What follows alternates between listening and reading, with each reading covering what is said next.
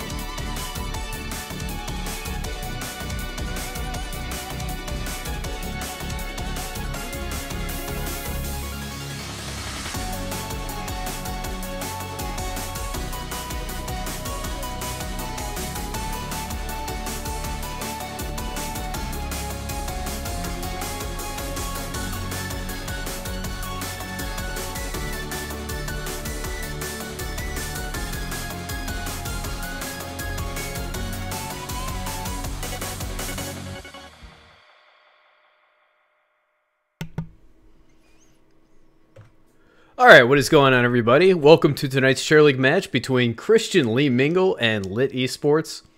Just trying to figure out what team LiT eSports wants. They are the away team, so they do have the choice of their map.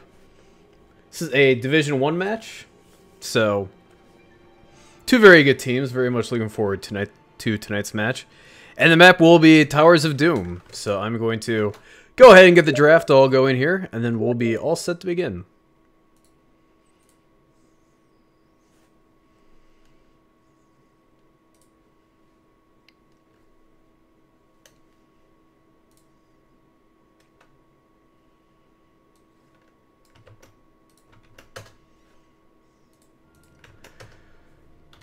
And I'll get the lovely job of copying and pasting draft links and giving them to all the captains and whatnot.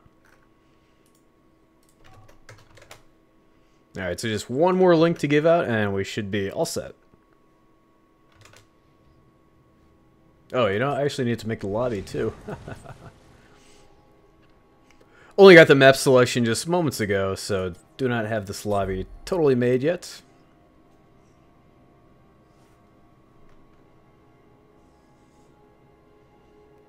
You know, I think both these teams are good.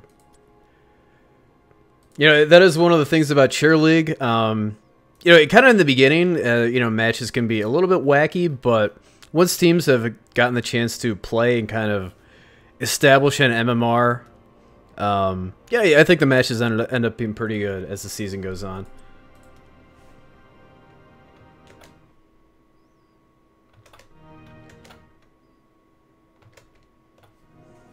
Okay, so both teams filing in to the lobby.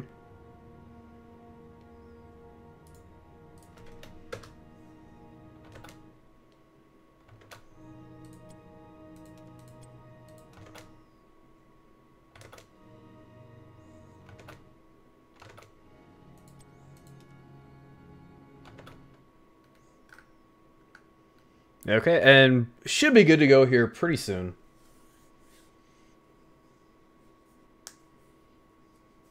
As far as I know, the Chair League MMR is pretty on point.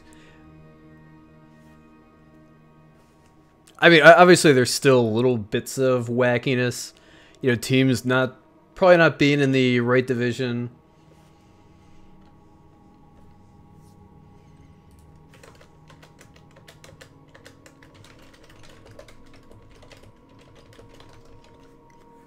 So apparently Zarya is still not on the Top Drafter website, so as usual, as we've been having to do all week, we're having to establish which character should be taking Zarya's place on the site. And I believe Nova's actually banned right now because there's some kind of bug with her level 1 talent, Covert Ops, I think. Something where like the slow is permanent, which sounds fair. Probably explains all the trouble I've been having with Novas in Quick Match this week.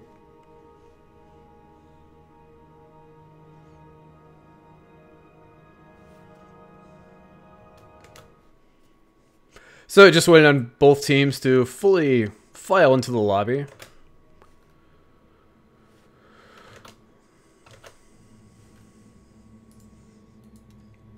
Guess I'll have to try and manually invite these people in myself.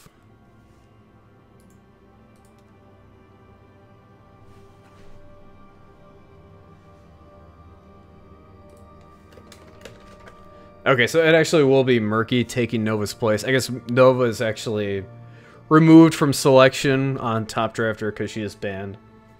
So.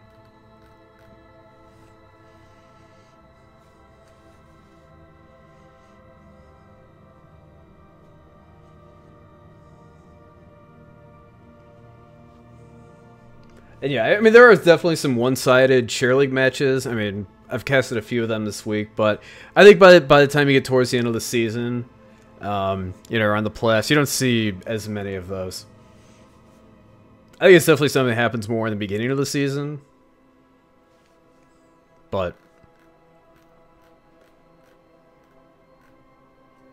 okay, so still waiting on one more from each team to get into the lobby.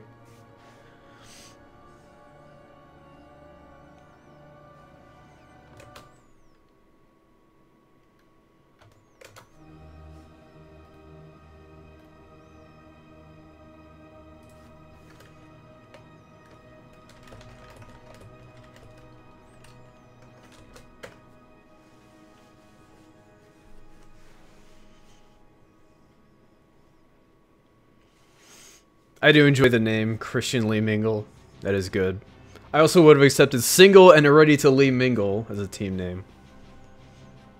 I enjoy a lot of these very punny cheer league names.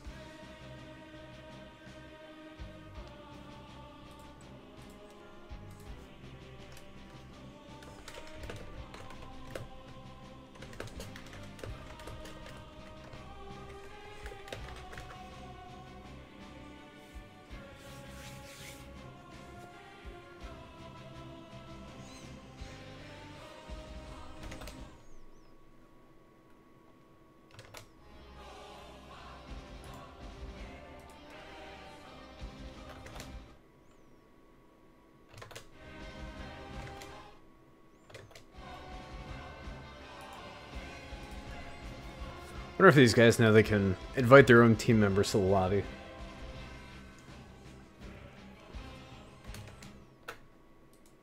Oh, you know what? Actually, this draft has been going on the entire time. Okay. See, this is why I really need to make sure I establish the lobby first before doing the draft. Okay. See, they started the draft while we're still getting the lobby situation sorted out. Anyway, okay, so this map is going to be Towers of Doom. Looks like Li Ming was banned out first, so interesting that Christian Lee Mingle decided to ban out Li Ming first. I guess they don't want to mingle with Li Ming, or Li Mingle with Li Ming. But they are going to grab Zagara, Brightwing, and Falstad. So far they have a very global mobility oriented comp. I guess they're hoping to basically secure one altar and then use their global mobility to shift to some of the other altars. But LiT eSports, they've picked up Malfurion, who arguably the best hero in the game right now. And also very, very good at poking at these altars. Between Moonfire and Elun's Grace at level 4, he has incredible range and a very, very low cooldown on his Moonfire, so he can basically poke at altars fairly safely. And same goes for Vala. Very good at kind of poking at the altars with her Q and W. But Murray and Jaina also picked up. And Christian Lee Mingle, they're really trying to, I think, really put a stranglehold on the global heroes. So they've picked up Falstad, Brightwing, and Zagara, and they also ban out Dahaka, who's kind of the global mobility warrior. So really, I think they're looking to basically use their mobility to secure multiple altars. But that may prove to be difficult with Malfurion.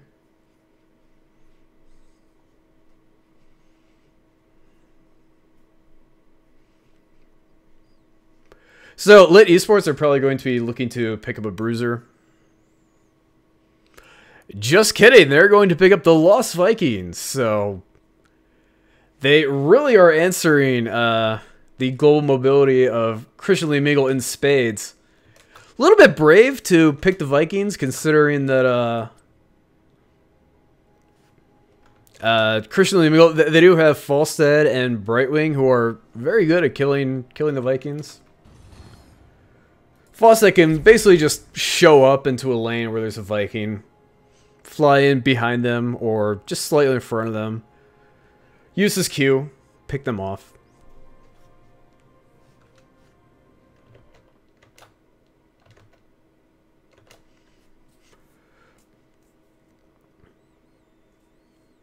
So, very interesting draft. You know, I think I would just have to hand it from the draft. Just purely on the draft to LiT eSports. Yeah, I think they have a tremendous amount of poke. You know, a great amount of ability to basically stop the altars from being channeled. I mean, just basically with Malfurion, which gives the Vikings time to soak and contest the other altars. So. Alright, well, both teams are all ready. So we are going to go ahead and get this party started.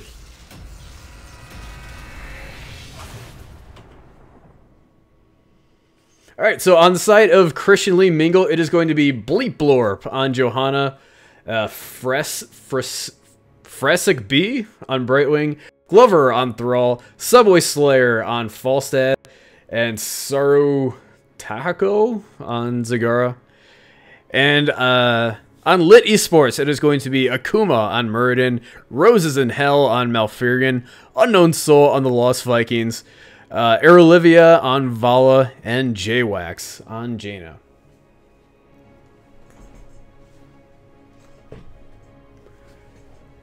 So, yeah, I think Christian and Lee Mingle, they're going to have to really rely on getting picks on the Vikings, which is very difficult on this map, assuming the Vikings take play again, which I would fully expect them to. The Vikings can be a complete pain to deal with, assuming they're not being picked off constantly, which I think for Christian Lee Mingle, I think they're going to have trouble doing that. Yeah, they only have Falstad, who's kind of really excels at killing the Vikings, but if you can only pick off one at a time, basically the Vikings can use play again to just immediately cancel that out. So it looks like we're going to see a strong 4-man rotation, or not a rotation, just a 4-man squad, and then they're going to presumably let the Vikings split up and suck the other lanes. The battle begins. Which, by the way, is the way you want to play a Lost Vikings team. I unfortunately just had a quick match game where the Vikings player insisted we all split up and not move as 4. Not surprisingly, we lost that game, but anyway. So it's looking like LiT eSports, they want to make an aggressive push in the bottom lane. I agree they should win, but they've banned out Li Ming, so they're not Li Ming, they're not Li Mingling, but Muradin a little bit too aggressive. May not have gotten the heal. I was unfortunately lagging a little bit, but perhaps a little bit overzealous. But he's going to fall to cannon towers and perhaps a little bit of poke. But ultimately, it's not going to matter too much. I mean, deaths in the early game don't matter too terribly much. Meanwhile, we do have Johanna in the middle lane, fighting against Eric the Swift. And I believe it is Olaf and Balog up in the top, so no Viking in the bottom lane, which I think is perfectly fine. The other 4 members are all in the bottom lane, so bottom is fully accounted for.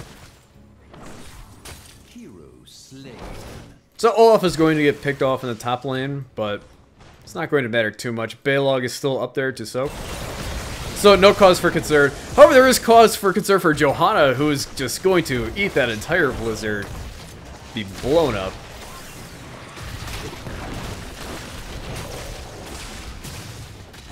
Meanwhile, Falstad in some trouble. Not sure if he has barrel roll, and apparently does not. And he is going to fall, and Muradin is just going to barely get out of there with his life. But he did take 3rd win to level 1, so he's going to be... You might think it was concerning that he was down to like 1 HP, but he'll be back up to 100 in no time flat. Doesn't even need the heals from Malfurion to get to that point.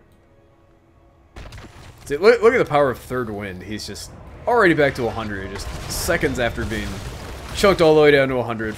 So an aggressive Stormbolt is going off by Akuma, but the rest of the team not around to channel it. Meanwhile, we have, I believe that's Olaf channeling the top altar on the side of LiT eSports.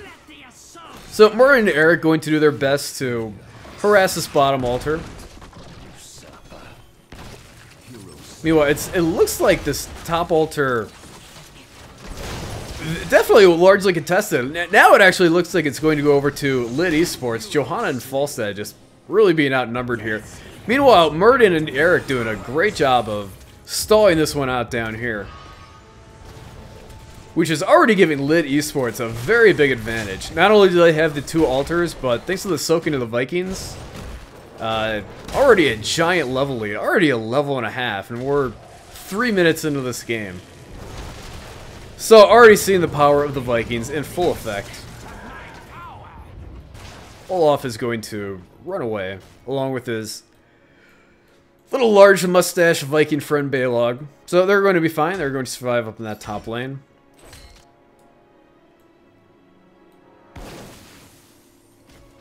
So, does Olaf usually regenerate health that much? It seems like he is getting up to speed very, very quickly. Like he's Muradin or something. So, with nearly a talent tier advantage. There it is. We see the aggressive invade by LiT eSports on the sapper camp of Christian Lee Mingle, which is going to easily be picked up. That's one of the advantages you really have as a Vikings team. You can basically invade the camps of the enemy team. The other team is forced to leave one person in each lane to combat the soak of the Vikings, which means they can only probably bring 2 to 3 or best to contest the camp. Worse, you're trying to invade as 4, so you definitely have the advantage there. So far, very firm control of the map has gone over to LiT eSports, controlling the majority of the camps. And already doing well in the soak battle. So the next altar phase is coming up. And it will be the top 2. At LiT eSports, they may be content to just let the Vikings go after it and stall the other 3 down here. But a big Storm Bolt comes out from Akuma, and Zagara is just going to be blown up. And I think the Vikings may be able to stall at this top one now. The top left altar, I don't think Eric is quite going to get there in time now. So I would imagine that these altars end up being a trade, which I think is going to work out very favorably for LiT eSports. It's actually not quite that much of a trade because well, it's a bit of a trade, but they are going to win that because not only do they take an altar, but they also take Johanna and Falstead and the boss. So this may end up being a very quick game. We see some harassment coming out from Thrall and Brightwing, but it's not going to be enough. The Rain of Vengeance comes down to zone out those 2. It looks like Olaf may fall. No, he's going to get out of there. The hammering from Falstad going to miss. So, already we see level 10 to level 7 in favor of LiT eSports. So for the Vikings, just absolutely dominating this map.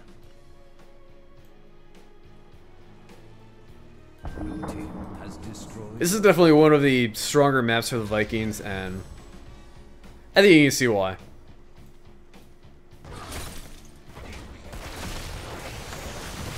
So, once again, we see a solid 4-man push on the side of LiT eSports. Push along with the Sapper camp, they now have the top wall down. And this is such a difficult thing for Christian Lee Mingle to respond to. Either they have to try and defend this as 3, in which case they're outnumbered, or they have to leave lanes empty. Looks like they tried to defend it as 4, and because of the deficit they're at in terms of the XP, still are going to be unable to do that and end up losing Thrall, Falstad, and Johanna in the process. So this top altar is going to remain in control of LiT eSports for this next altar phase, so potentially 5 more shots going over to LiT eSports. They're actually thinking about maybe making that 6 shots. Although Olaf getting really chunked out. A big Sundering goes out, hits 3. The follow-up Hinterland Blast is going to end up taking Malfurion. This may have been a little bit greedy on the part of LiT eSports. Maybe a bit of an overextension. Vala falls. Murden in a lot of trouble. I think he may actually get away. If his trait kicks in, yeah, he will certainly get away. And Jada is just going to barely escape with her life. But LiT eSports, they did get that altar, so that is going to be 5 more shots going over to the side of LiT eSports.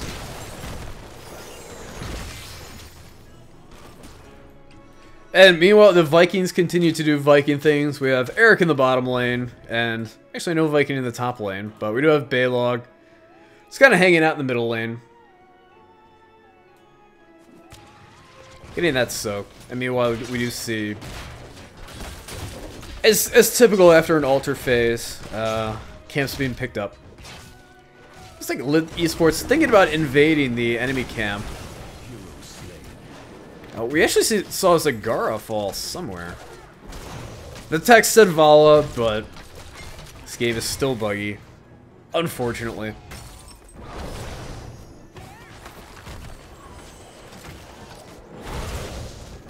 So something like we may see this bottom tower go under control of LiT eSports, but Falstad flies in comes Thrall. Big Sunray comes out, only hits Jaina. I think maybe it hit Vala too, but the Rain of Edges comes out. Ring of Frost. And Johanna awfully low, Falstad in a lot of trouble, going to have to barrel roll out of there. Not sure that it's up. Johanna falls. Jaina manages to finish off Falstad. But I believe a Viking fell. And that was going to be an ace. Everyone on the side of Christian Lee Mingle falls, and I believe it was only a Viking falling. But Plague In is going to revive whichever Viking it was that died. Take the altars and put an end. And we're at the point where this could almost be game. Because if LiT eSports, they take this top tower, that is going to be every tower under their control. Which means that it's going to be shots on the core until Christian Lee Mingle are able to reclaim one of these towers. But being up 16 to 13 is going to be very, very difficult for Christian Lee Mingle to recover from this. But it looks like they will reclaim the middle tower, despite the harassment from Muradin. But a big, an aggressive Dwarf toss in, using that, God, what is it called? Landing momentum? Heavy impact, stuns out everyone around him. Well, it may be a bit of an overextension as Jaina and one of the Vikings fall. Actually, no, I take that back. I believe that was a 3-for-1 and a quarter trade, which I think is definitely worth it for LiT eSports. Yeah, I just heard the sound of the boss. He is up, so they could maybe think about going for that. Although boss won't end, and you could possibly risk dying a bunch by trying to take it. Possibly activate a throw pit there, which they certainly don't want, but big Stormbolt comes out from Akuma, along with the zero distance travel Dwarf Toss just to get the stun in from the heavy impact. And that is going to result in the end of Thrall and Brightwing. And with this next altar phase coming up, that is basically going to be game. Unless an absolute miracle happens, unless a meteor strikes the houses of everyone on LiT eSports, this is pretty much going to be game. I think even if that did happen and AI took over, I think that would still be game. Although, if Vala dives into the towers and Muradin, that could be potentially problematic. But no, they're going to get away. Malfurion is going to die, but it's not going to matter. Actually, I don't believe any of the altars were channeled there. I think it was just reclaiming that last tower. Ended up resulting in the core going down. So, yeah, who's my prediction to win?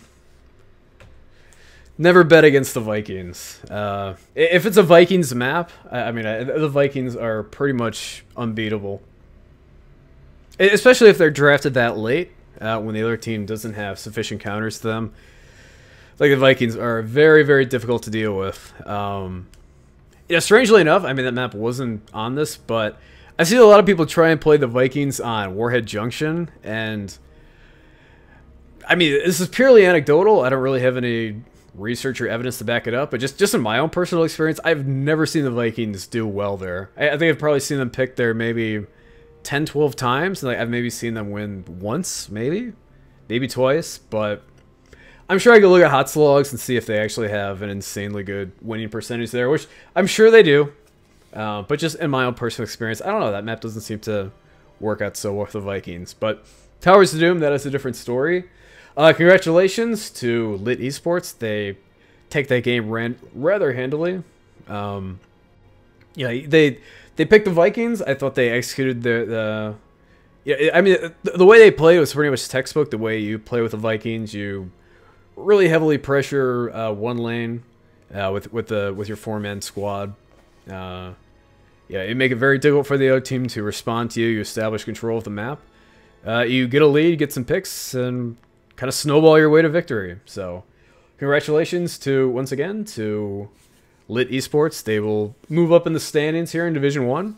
And that is going to do it for me for tonight. So let's say, I mean, that's pretty much the end of the week. I assume I'll be casting some next week. I'll be looking to see what I can line up for next week in terms of casting. But please do subscribe if you'd like to see some more of my casts. But that is going to do it for me for tonight. So I thank you all for watching, and take care.